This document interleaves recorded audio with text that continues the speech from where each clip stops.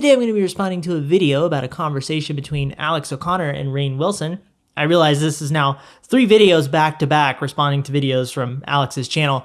This is not intentional. He just keeps popping up in my feed with interesting conversations. If you want drug decriminalisation, good luck, and enjoy the society you get as a result. But frankly, I'm sick of the subject, and I'm also sick to death of the people who promote it. So be it. Oh boy. Well, maybe we'll get to that one sometime. Alex and Dwight. Dwight. What an odd name to suddenly say. Alex and Rainn at this point are talking about some translational issues and about sin. Let's begin. Oh, and the visuals in this video will be a bit more illustrative than my previous ones. I'm experimenting. It's impossible to comprehend just how much our language restricts our thinking. I only speak one language fluently. Semi-fluently, I like to think. I think it was Goethe who said of language, he who knows one knows none. Because without this comparison, it's difficult to even recognize the constraints that you have in your language.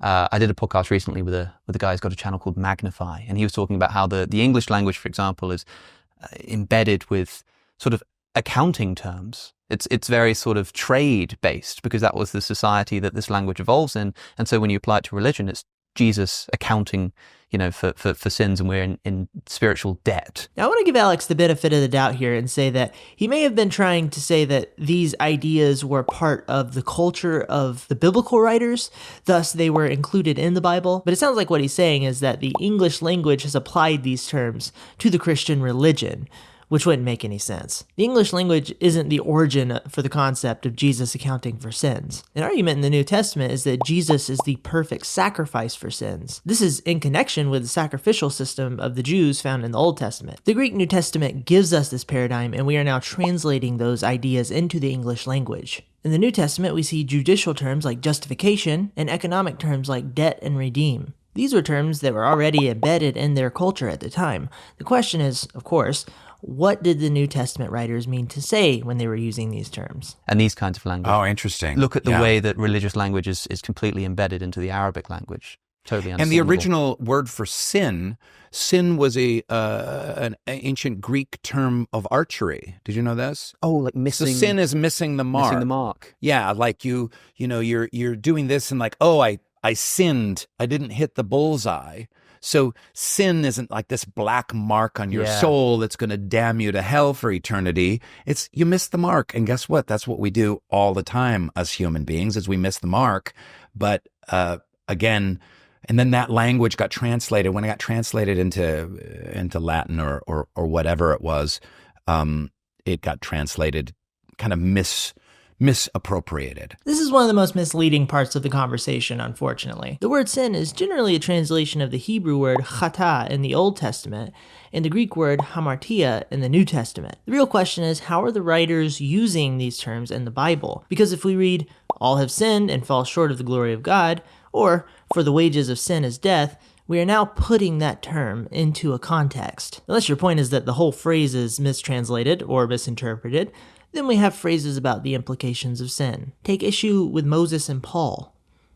Just hanging out with his sword. Yeah, as so often happens. I think the history of translation, especially in religion, is something that needs a bit more focus, because so much of our understanding of theology can be affected by one person's decision to make have you ever seen? Hello there, killer. Generally speaking, modern Bible translations are done so using the original languages. And whether we're talking about a word-for-word or a thought-for-thought type of translation, the translators are trying to convey the original meaning. The original languages are well studied. There's a lot of resources and they're not neglected. And if you modern folk in my feed are Dr. James White and Anne Arthurus pre-verbal predicate nominative. Wow. Dr. Michael Brown, and more recently Wes Huff, for obvious reasons. And it's not like one person can change the meaning of a word and everyone else goes with it, especially not in 2024. Have you ever seen paintings of Moses with horns? No. A lot of the time, if you see a painting so Michelangelo's famous statue of Moses has horns on it. Whoa. If you go to the Sainte-Chapelle in Paris, you see on the windows there are pictures of Moses with horns on Wow. it.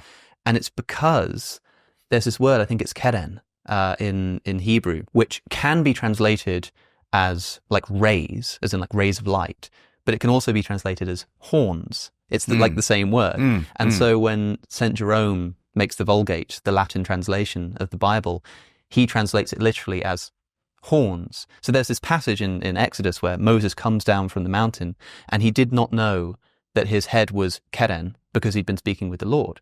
So he did not know that his face shone, is how most translations will have it. But Jerome translates it as he did not know that his face was horned because he'd been speaking with the Lord, which doesn't make much sense because like 5 minutes later, he has to cover up his face because of the effect it's having on people around him. It's quite clear that that's what it meant. But because Jerome translated it as horns, you end up seeing all this religious art with That's fascinating. Moses having these devilish-looking horns. The horned Moses situation is an interesting foible involving the Latin Vulgate, which is a translation from the 4th century, which was largely carried out by a fellow named Jerome. It's important to contrast that process with modern translations, which involve a lot of people. And modern translations will, of course, not involve Moses having horns. I mean, that's quite a sort of trivial example, but you can imagine that happening theologically. It's not just like the painting of Moses, but your conception of God is completely altered by the fact that some concept has been translated wrong. And sin is a great example of that. I mean, shifting your perspective on sin from being this punch that you've landed on God, or this wrong that you've committed that you can sort of do an evil giggle and it's God who's kind of upset about it, to rather being it's you missing the mark for yourself, can transform the way that you interact with the world.